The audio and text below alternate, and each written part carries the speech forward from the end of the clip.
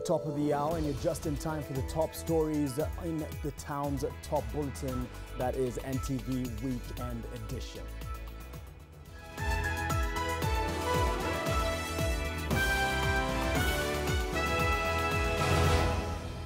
Tonight, police inch closer to solving Mary Wambui murder case. Na tukapata kifunguo ikiwa imetupwa pale, ile tunaamini ni ya nyumba ya mshukiwa ama nyumba ya marehemu. Taxi driver leads police to crucial evidence.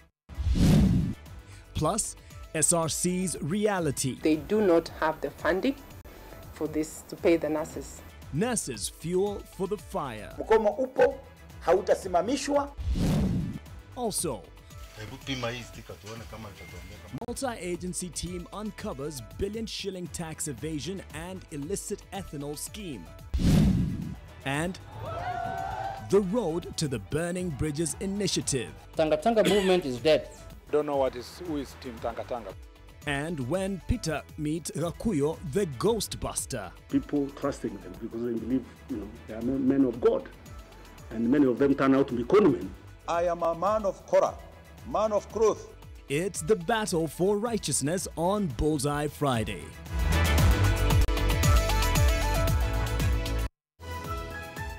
NTV Weekend Edition with Mark Masai.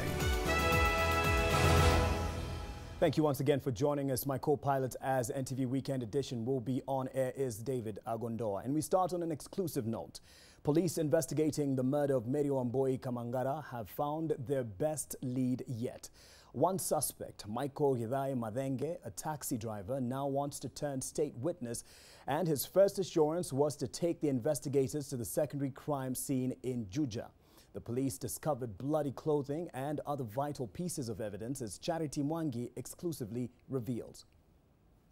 On the 27th of January, Mary Wambui and Judy Wangoi will partake in what will be Mary Wambui's last supper. Her killer seated next to her, sharing a piece of meat, and the unsuspecting Mary, clueless of what lay ahead of her. 3 days to the lapse of the 14 days the court allowed for investigations to proceed, police now believe they have a strong case. The investigators have recovered new evidence that places Judy Wangoi at the scene of the crime and possibly exonerating her lover Joseph Kori, who is also the estranged husband of the murder victim. The crucial leads came from Michael Gidai Madenge, a taxi driver and the newest suspect. Gidai is said to have been called by Wangoi to dump the body. Gidai accompanied investigators to a thicket along the Kiambu Roiru Road, where he says they dumped vital evidence. Tumeweza kupata bedsheets ile ilikuwa imefunga mwili wa marehemu pale juu. Alafu tukapata kiti ya troli ya mtoto hapa kwa hizi maua, na tukapata kifunguo ikiwa imetupwa pale, ile tunaamini ni ya nyumba ya mshukiwa ama nyumba ya marehemu. Bado tunaenda nazo ndio tujue ukweli ni ya nyumba gani. According to the suspect, now turned whistleblower, Judy purchased the blanket to ensure that Wambui's body would not leave blood on the car seats. Gidai further said that the rest of the bedding was used to wrap the body as they carried it into the car. Gidai also confesses that the murder weapon was a pressure cooker that remains missing, but maintains he did not participate in the killing. We are doing good progress because all the leads are leading us to a recovery, and our case is going on very well. Earlier this week, investigators shared information that indicate that Joseph Kori, who is the husband of the late Mary Wambui and the lover of the key suspect Judy Wangoi, was nowhere near the murder scene at the time of the murder. Charity Mwangi, NTV. NTV will remain on that crime beat. To another unfortunate incident, 3 people were buried alive by soil that caved in on them as they connected water pipes in a trench for the Kigati water project at Mailimbili near Kisii town. The Kisii County Police Commander, Martin Kibet, said the incident occurred as a result of a landslide. According to a witness, Stella Kwamboka, the soil caved in at around 5:30 p.m. along the Kisii-Keroka highway, causing a huge traffic snarl-up on the busy road. One of the victims is said to have left behind a young family, 2 children, and an expectant wife. The 3 bodies were taken to Kisii Teaching and Referral Hospital mortuary.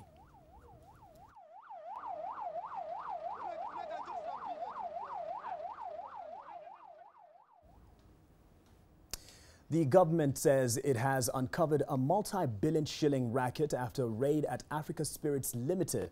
Led by the DCI George Kinoti, Police IG Joseph Boynet and Kenya Revenue Authority officials, the team found reels of counterfeit excise stamps and illicit ethanol worth more than 1.2 billion shillings at a Thika-based firm. Silas Apollo reports on the raid, the latest in the government's fight against counterfeit goods. Detectives from the Directorate of Criminal Investigations pounced on the Thika-based Africa Spirits with one mission. The raid follows intelligent reports that the firm has been manufacturing alcohol using illicit ethanol, evading taxes worth billions of shillings, forging Kenya Revenue Authority stickers and operating under expired licenses. That these guys have been importing. The Director of Criminal Investigations, George Kinoti, and detectives from the DCI arrived at the premises a few minutes after 11 a.m. to carry out the raid. The investigations into the malpractices at the premises is said to have begun on January 31st. Acting on some very concrete information, we were alerted of the possibility that there was manufacturing of fake and counterfeit liquor going on in these premises, which also had the possibility of tax evasion. We have found about 21 million counterfeit stamps in this place, and those 21 million counterfeit stamps mean that KRA would have lost 1.2 billion Kenya shillings. Africa Spirit is a licensed manufacturer of some of the most recognizable brands in the country, such as Glenrock, Legend Black, Blue Moon, Legend Brandy, Gypsy King and Furaha. The premises remained under lockdown for most of the day, with workers and even private security manning the building being sent home. The illicit trade has been blamed for loss of taxes and even death from the consumption of some of the contraband goods. We also were following on information regarding smuggling of ethanol, which is a key substance or a key input ingredient in the manufacture of alcoholic products. Police say that a production manager at the factory was arraigned in court early this month and detained for investigations. Its owner and directors, however, are yet to be arrested. The government has in some instances been forced to raid drinking dens in parts of the country to rein in on illicit brewing. The raid of this place, which the government says is part of its fight against counterfeit, lifts the lid on perhaps what some have termed as the underworld of the brewing industry in Kenya, which has slowly been infiltrated by unscrupulous dealers. Silas Apollo, NTV. From the bootleg booze to nurses' woes, the Salaries and Remuneration Commission has said there is no money to pay nurses. SRC Chair Lynn Mengich said implementation of the payment of the nursing service and uniform allowances will lead to unsustainable levels of public debt. And as Eunice Omolo reports, nurses have now threatened to call for a nationwide strike to counter what they term as arm twisting by SRC and the Council of Governors. The effect of the ongoing nurses' strike in the affected counties could drag longer than expected. This is after SRC declared that the execution of payment of the nurses' allowances is unaffordable and unsustainable. But the majority of the counties, including the Council of Governors and the Ministry of Health, have confirmed they do not have the funding for this to pay the nurses. The National Treasury has also confirmed that this cannot come from National Treasury. So as we speak, funding becomes a key consideration as the discussions continue on this matter.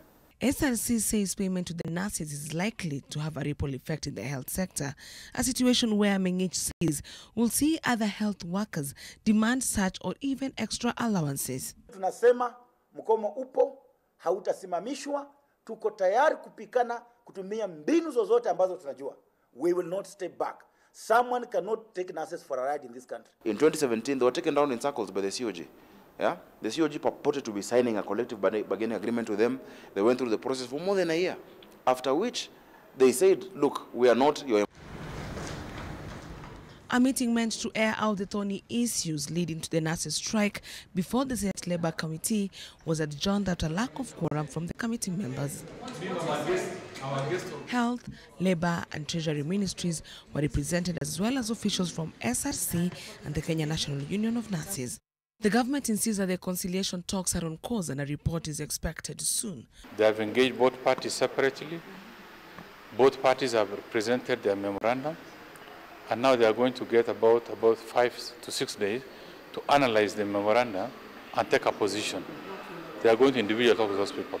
While the boardroom deliberations continue, various public hospitals in counties are still suffering. Nurses from 6 more counties, including those working under the Ministry of Health, are expected to begin their strike on Monday. Eunice Omolo, NTV, Nairobi.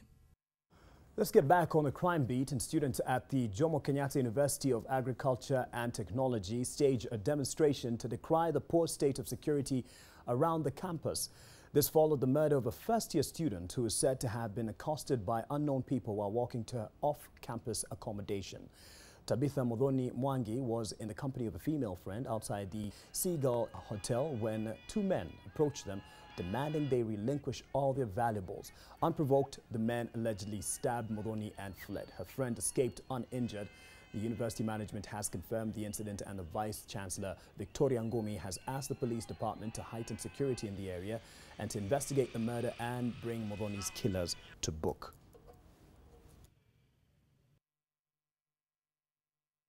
The youths are not safe, particularly university students.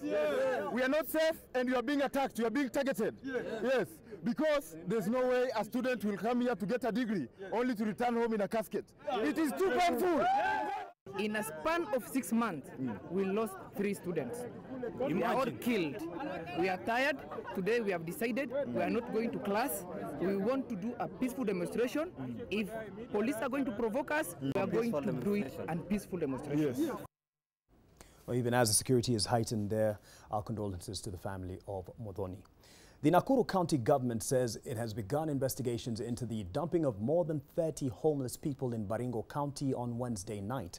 The homeless were returned to Nakuru on Thursday evening, and the county government has come under sharp criticism over the handling of street families in the county as it struggles to spruce up its image in readiness of attaining a city status. Bridget Singana with the details.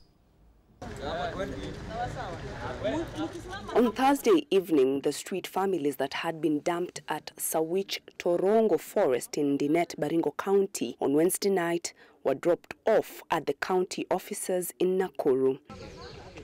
According to these street children and adults, they had been promised education and vocational training when they were arrested. Sasa suluhu yenye walikuwa wanatafuta ya kutupeleka shule na kozi ni kuenda kututupa huko Baringo kweli. Na hata tulipigwa sana vile tulishikwa. Tulipigwa na huyo kanjo mkubwa macho ine Sifuna.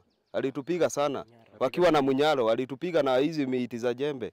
The street families say the local community in Dinet assisted them by calling county officials in Baringo, who then organized their return to Nakuru. We took the initiative to ferry them to our offices in Aldama Ravine, and we fed them, and we brought back to Nakuru so that they can handle. So we have handed over our handing over letter to the county secretary. Atuandike transfer letter, si tu watu wa Baringo. Juu hata watu wa Baringo ndio wametusaidia sana. Ni ukweli. Juu Baringo tumepewa chakula tukakula, Baringo tumewashiwa moto tukaota.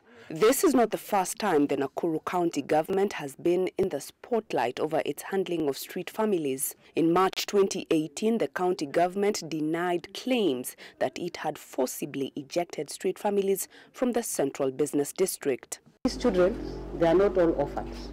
In fact, up to now, none of them are orphans. They all belong to parents. Majority of cases are reporting their marriage breakages causing to that. Other leaders have also condemned the ill treatment of these homeless persons. The Public Service, Training and Devolution County Executive Member Lawrence Mwangangi, while refusing to clarify if county officials dumped the homeless families in Baringo, said that they have been questioning officers in the enforcement department in the county. Bridget Ngana, NTV, Nakuru.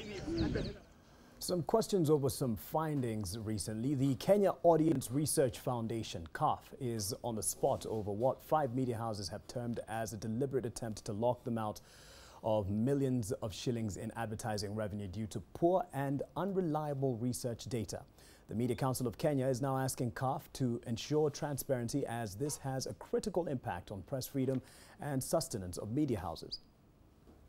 In early February 2019, 5 media houses had written to the foundation warning of withdrawing their business from the firm, who they accuse of using outdated methods and non-representative samples to conduct polls that determine media ratings and effectively determine advertising revenue.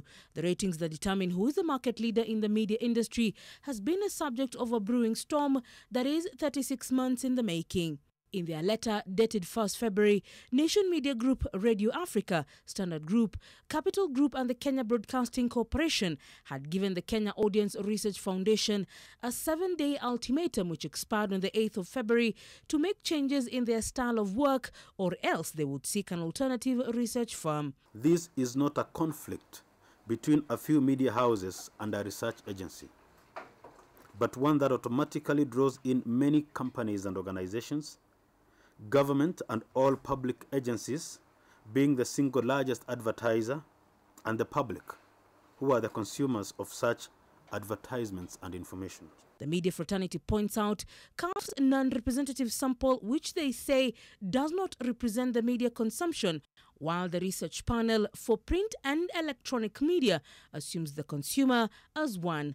The media also say that respondent size has significantly reduced in the last few years and does not necessarily represent the over 48 million Kenyans. This, they argue, is not large enough and has been in use for too long. The MCK has been engaging stakeholders in the media sector to develop a joint code of advertising in Kenya, in similar fashion to the existing code of practice for journalism in Kenya.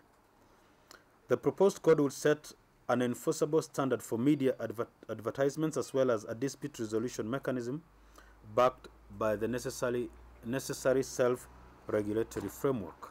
The media says the disparity in research results across different months makes the stability and usability of research questionable. Unlike the international standards that base research over 7 days, this is not the case with the new CAF formula. They also accuse CAF of deliberately suppressing certain outlets in various regions and nationally. They also say that CAF's new research partner was appointed without notice to industry and have inherited a flawed sample database. The Media Council believes transparency is key for legitimacy in the sector. Official representatives of the Nation Media Group, Radio Africa, Standard Group, Capital Group and Kenya Broadcasting Corporation signed the letter addressed to the CAF CEO. Leila Mohammed, NTV. Let's hope those numbers are cleared up. Let's talk siasa now. The Deputy President William Ruto has maintained that the real problem facing elections in Kenya is a culture of people who do not accept defeat. Ruto, who was speaking at Chatham House in London, says people have been using the Independent Electoral and Boundaries Commission, IEBC, as a scapegoat every time they lose an election. I've had some suggestions, even by opposition leaders, that the national executive should be expanded to include a prime minister as well as 2 deputies, as a means of addressing the winner-take-all challenge. I don't know how that is supposed to be achieved, because this suggestion has 2 problems. It does not resolve the problem, which is that we need a functional, constitutional, official opposition. And secondly, even if the positions were created, it would still be taken by the winning party. Back home, still with politics, Wiper leader Kalonzo Musyoka has dismissed claims that there is a political rebellion against him in the Ukambani region. Kalonzo has defended his development record and dismissed claims by his political opponents that he had achieved nothing as the region's political kingpin. While speaking at a political rally at Komarok grounds in Machakos County, Kalonzo distanced himself from claims by 3 Ukambani governors that he has been sponsoring members of the county assemblies to frustrate their county government. The former vice president has maintained that he will continue to collaborate with the president and in the fight against corruption and promote the Building Bridges initiative.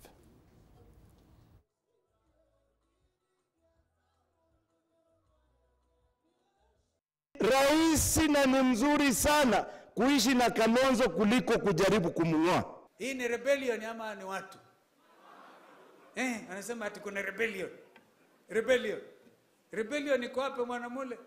Wangapi anasema hakuna rebellion ya kisiasa, Wakamba wanajua mahali wanaelekea. They say before you kill a dog, give it a bad name. Lakini kuja gundua this watermelon thing. Mbona ndugu zangu wengine wanamuita Ruto tangatanga, wana imagine wachukua hiyo. Sasa kutoka leo mimi nitasema watermelon mbele.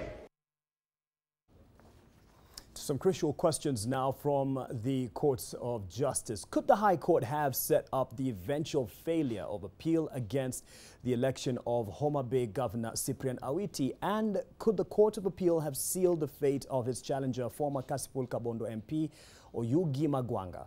The outcome of yesterday's ruling has imminently exposed the justice system, and now questions are being asked over the competence of each of those courts after the ruling sounded like an indictment of the lower courts. But then there are those who believe the Supreme Court failed to consider important aspects of the case that Ken Mijungu reports could have yielded different results. Unanimous decision read by Justice J.B. Ojwang, the High Court and the Court of Appeal failed to consider fundamental aspects of the appeal that eventually led to the favorable ruling that will see Cyprian Awiti govern Homa Bay County for the next 4 years. At the core of the ruling were these fundamental findings: that the High Court failed to consider a report it commissioned to determine the election outcome, that the High Court considered unofficial results from the petitioner even when the official results were produced and no evidence to contradict them were tabled, and that the Court of Appeal ignored its own findings against the High Court and agreed with it by upholding the petition. The effect being a finding of extraordinary error of law on the part of the latter court, eminently meriting reversal. The Supreme Court was explicit on its reasoning concerning the parallel evidence that was produced by Oyugi Magwanga and admitted by the High Court to discount that of the IEBC. The Apex Court ruled that there is no place for unofficial statistics, especially from an interested party, and even if there is doubt, the only way to verify is through independent scrutiny ordered and supervised by the court. Wholly unclarified cause, however, the trial court made no reference to such a vital factual element in arriving at its determination. But then, did this appeal at the Supreme Court afford the judges time to go to the core and substance that formed the trial court's decision?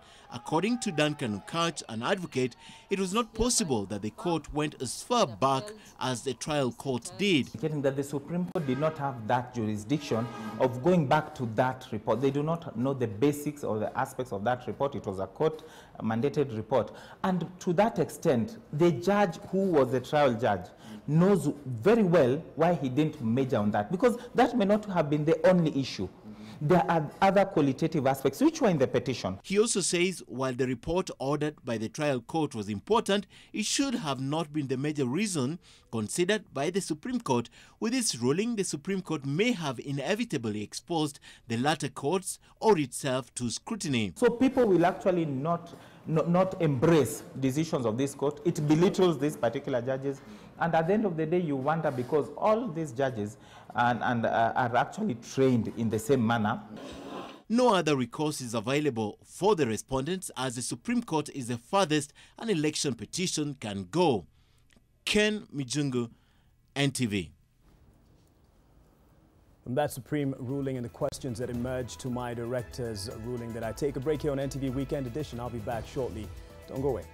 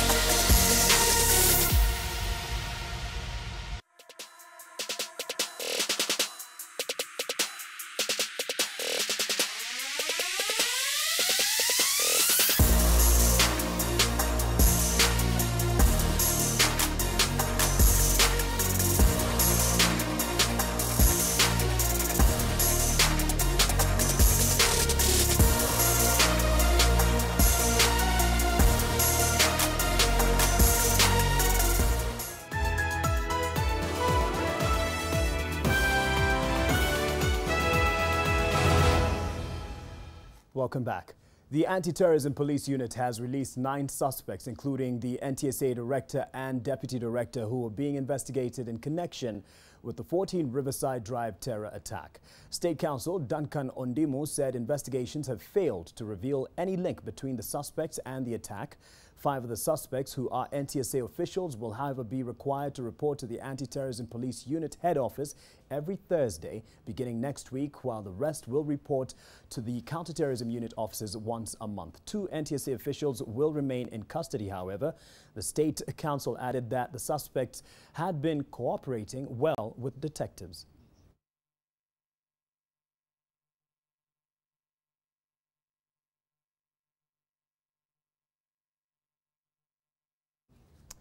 Now, Kenya is renowned globally for its tourist attractions, but it seems Uganda is up for the famed title in the region with its latest proposal. The Ugandan Ministry of Tourism has added curvy and sexy women to the list of tourism products. While unveiling the initiative in Kampala on Wednesday, State Minister for Tourism Godfrey Chiwanda said a beauty pageant dubbed Miss Curvy Uganda had been launched to select curvaceous women. The finalists will be selected in June, apparently, and here's a report from NTV Uganda. On Tuesday, 5th February, a little-known businesswoman, Annie Mongoma, whose stint as a rally driver is now probably faded in memory, launched this beauty contest at a hotel in Kampala, Uganda. It is called the Miss Curvy Beauty Pageant. The event did not attract much attention until the videos were uploaded on YouTube and later shared widely on social media. There was a storm, with women activists up in arms criticizing the organizers for objectifying women.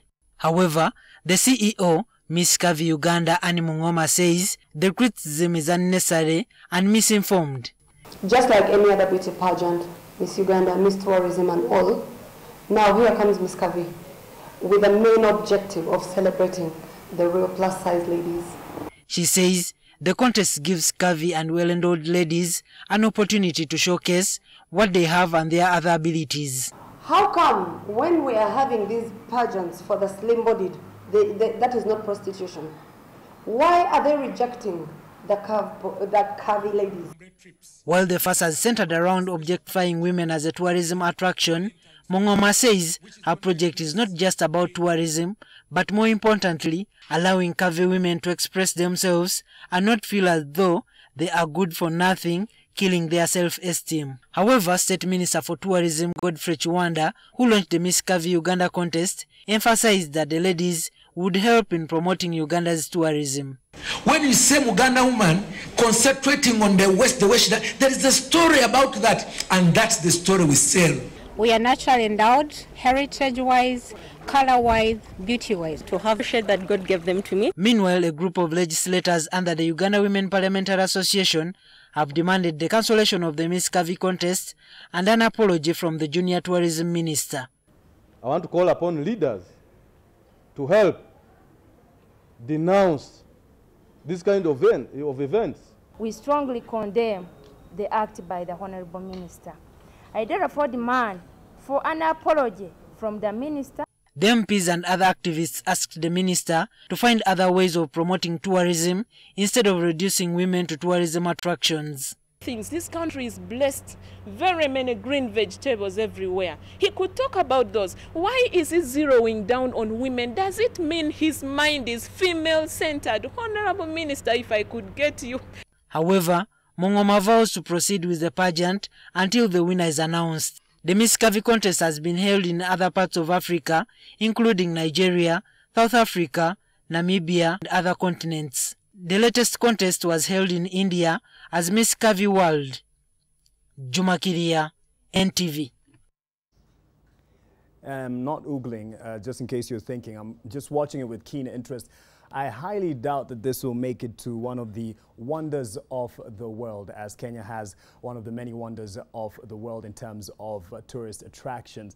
And yes, of course, it's kicked up a storm in terms of discussion points, and it is also causing outrage for not only creating a Miss Curvy or Curvy, as they say it in Uganda, contest, but for referring to Ugandan women as endowed and they should become tourist attractions. What do Kenyans think? We went out and asked a few questions. Let's hear. Referring to Ugandan women as endowed with beauty so unique and diverse, We took to the streets to find out what your opinions are on Uganda's new plans to turn curvy women into tourist attractions. That this should never be accommodated, not only in Uganda, but even in Africa, because in Africa we have our own culture. You cannot sell your mother, you cannot sell your sister, you cannot sell your daughter, and say that you can engage in prostitution so that you can get more people coming here and bring us more money. I can say that it's bad. It's a very bad idea, because you're using women as objects. If tourism is bringing money, and if they can come for that just to see, what's wrong with that? Sasa nimekuja kushangaa ati waziri wa Uganda, mtu mkubwa kama huyo, ile ni jina kubwa sana, mtu anaongelea kuhusu wasichana warembo atawafanye kama tourism kule Uganda. Hiyo ni kitendo cha usherati mwanzo.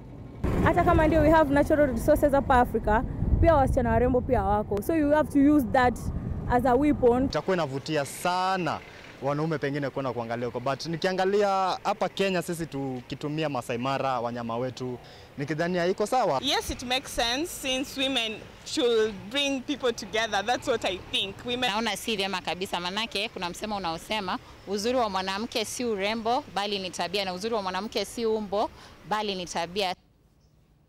As they say in Uganda, banange. That is a very absurd proposal. Let's see where the story will end. Well, up next is Julian Samboko with the business news, an all-round report that he is preparing for us from the desk.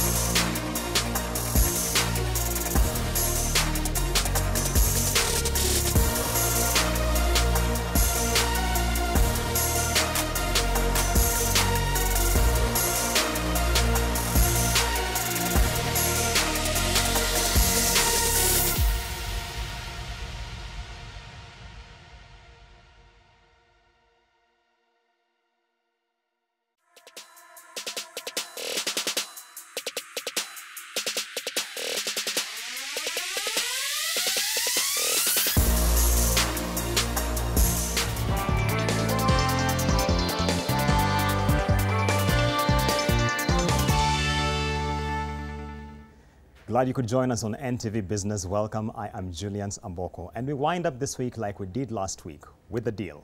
Mobile telephony service providers Airtel Networks Kenya Limited and Telkom Kenya Limited have signed a binding agreement to merge businesses in what is expected to step up competition for Safaricom. We take a look at how this is bound to impact the mobile telephony space. The latest available data on the mobile telephony market suggests that a merger between Airtel and Telkom would result in an entity which commands 31% of the mobile subscription market and 30% of the mobile data and internet subscriptions. This indicates that Safaricom will still hold the lion's share of the pie, especially on the mobile money front, where M-Pesa commands 78% of the value of all transactions. This raises questions whether the merged entity will wield enough muscle to shake the dominance of Safaricom, especially in instances where such is open to abuse.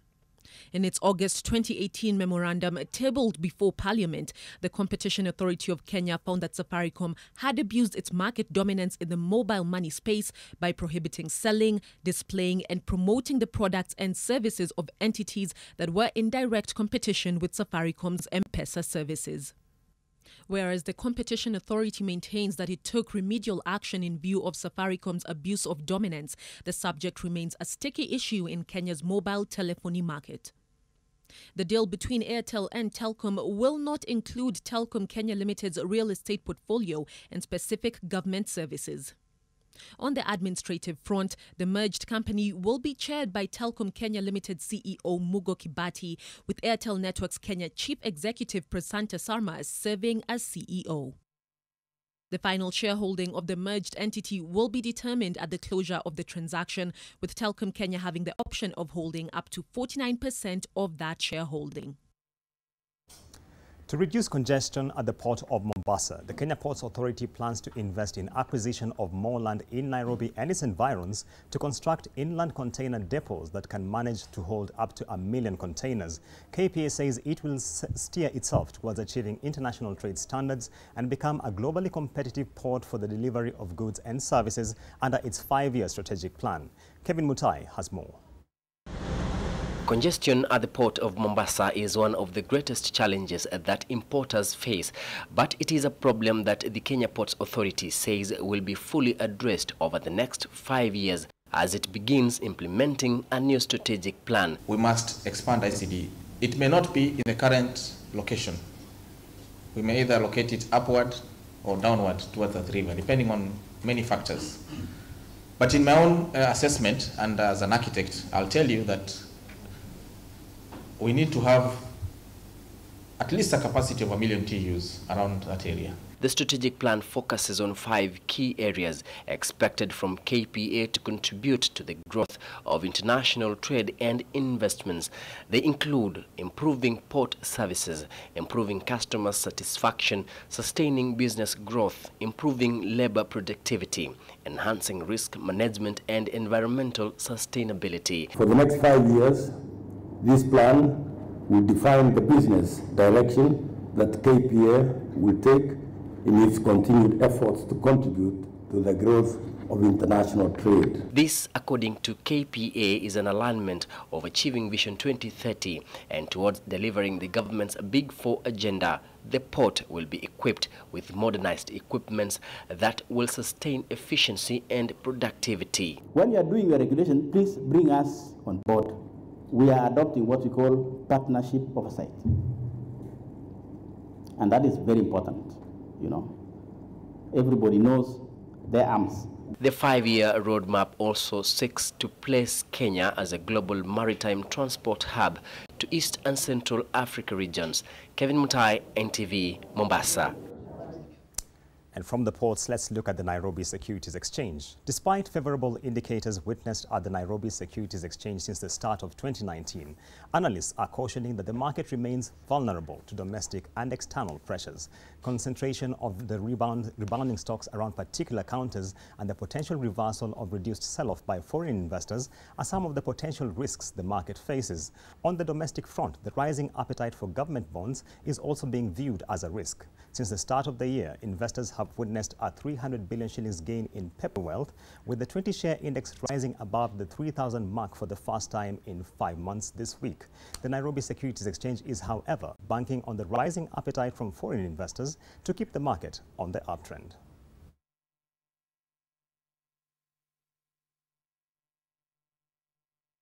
That happened worldwide affect us and impact us. So as such, what's happening in the US, like when the Federal Reserve Bank maintains its interest rates or reprices the interest rates such that maybe they're no longer as attractive to the investors who are mainly foreign, they'll then come to the frontier and emerging markets like ourselves. Biggest risk is the global for foreign investors. So if they continue, outflows continue, that could be negative, and also locals. If they would prefer to put their money in the fixed income space and not increase the allocation to the equity market, that would be negative for the local market. But overall, valuations are still attractive.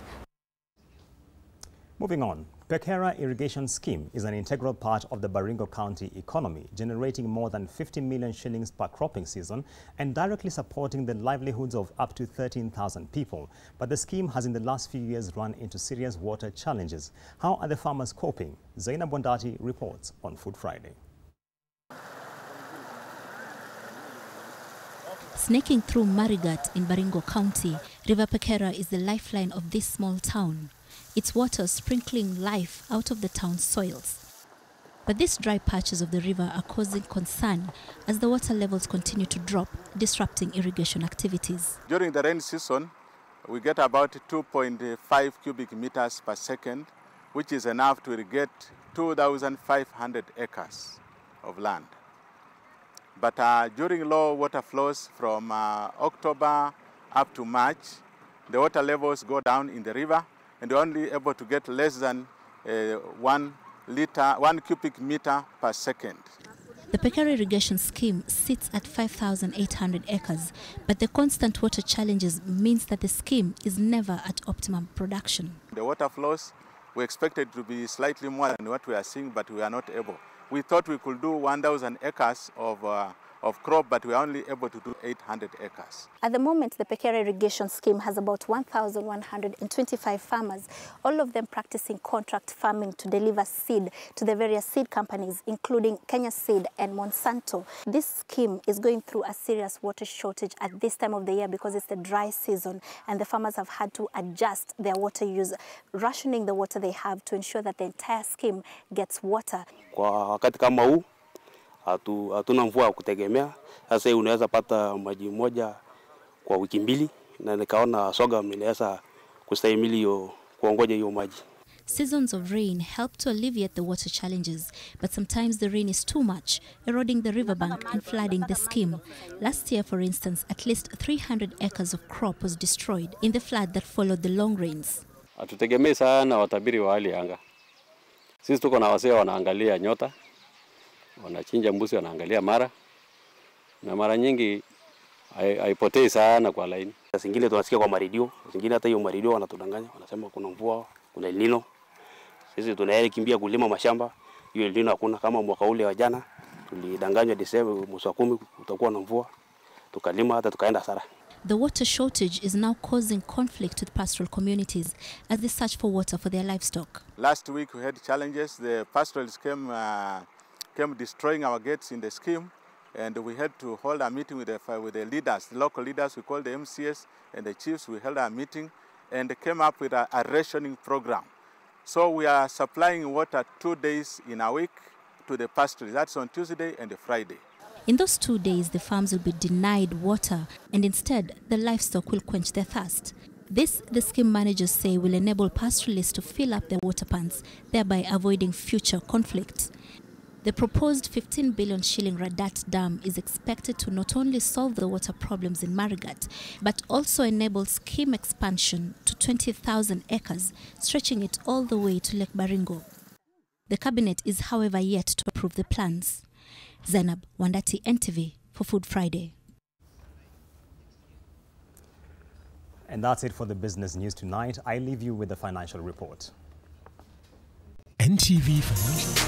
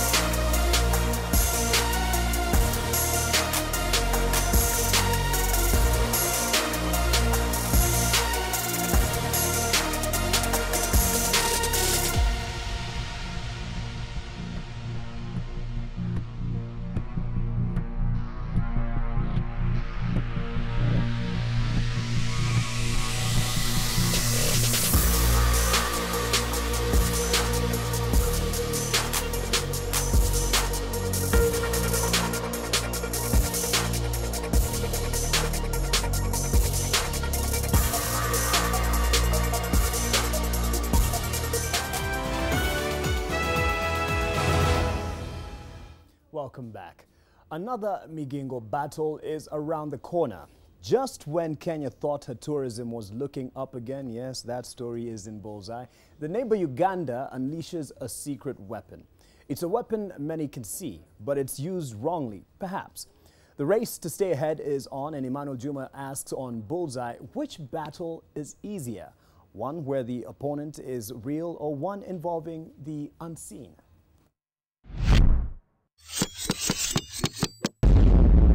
I am one of the people that you already know what I do. This man is called Gakuyo, Bishop Gakuyo, and here's a declaration. Nobody can fight better than a preacher, because we have fought fierce battles with the spirits and demons. We cannot fail to fight men.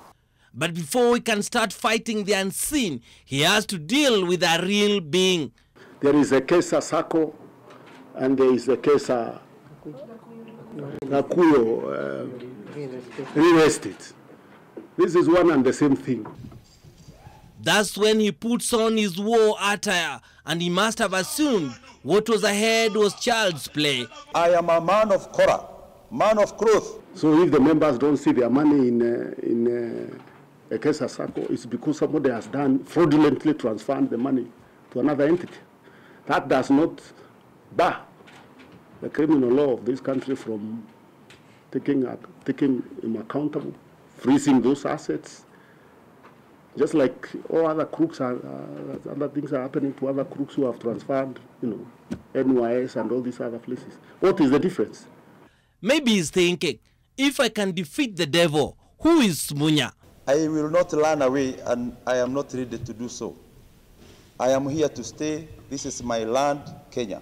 Church leaders, people who have called us, and people trusting them because they believe, they are men of God, and many of them turn out to be conmen. Gakuyo the Ghostbuster meets Peter the Rock.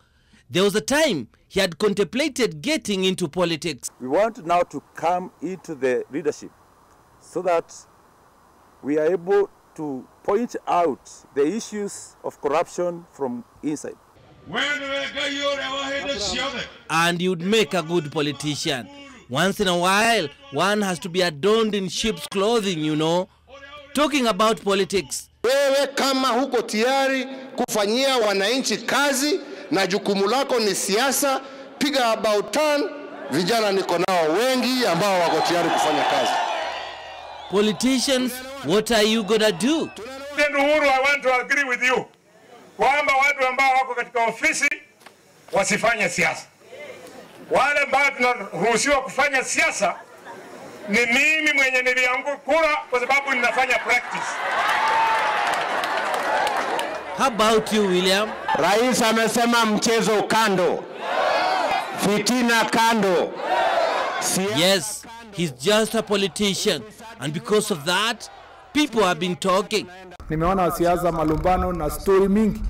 Pengine naibu rais sijui apendwi, sijui rais hajafanya nini, sijui mawaziri hawataki kufanya nini. By the way, what has happened to the Tanga team? Tanga movement is dead. Don't know who is team Tanga. And have you heard? Governors want more years. I will not mind, right. But actually that is for Wananchi to decide. If Wananchi decides that we extend the term, fine. We cannot go back to those olden days where a person believes he's the best in the world and must leave. Oh, Paranya, this is going to be tough. No, the council has not discussed that at all. Old dogs don't learn new tricks. You are old in the job. 10 years is enough to do whatever it is that you think you can do for a nation. Change gears quickly, Wycliffe. I don't want to be saying that we are selfish. Yes. But if Wananchi want to discuss it, it's up to them. Okay. In Uganda, cover women in the country compete for selection as the curvaceous beauty queen of Uganda. There is no doubt anymore. Those curves, they have a story. There is a story behind that.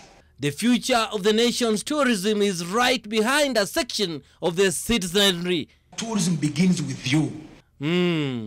Now that's a bold move. a move that's likely to have many eyes popping out. Yes. And they'll say, it's a Ugandan thing, you know. We are going to show you what an endowed Ugandan woman looks like. Kenyans, are you there? Baby girl, dance for me one time. Go Millie, go Millie, go Millie. This we can count on, and we dare tell the Ugandans, bring it on. Emmanuel Juma, Bullseye, NTV.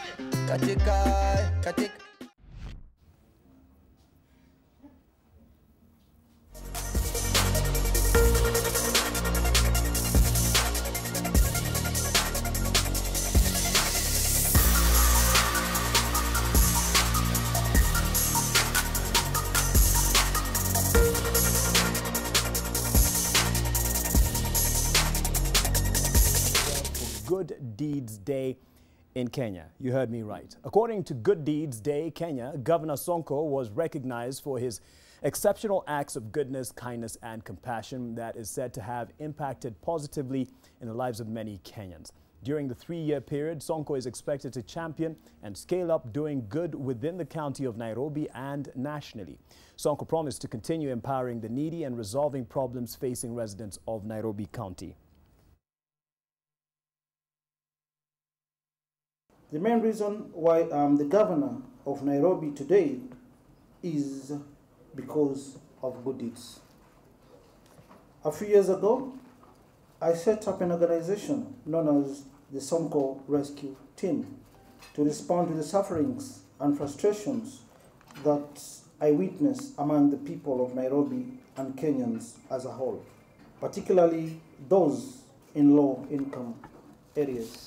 Our organization has provided clean drinking water to thousands of homes, paid hospital bills for the poor, cleaned our neighborhoods, provided ambulance and health services, and generally responded to basic needs and emergencies of our people.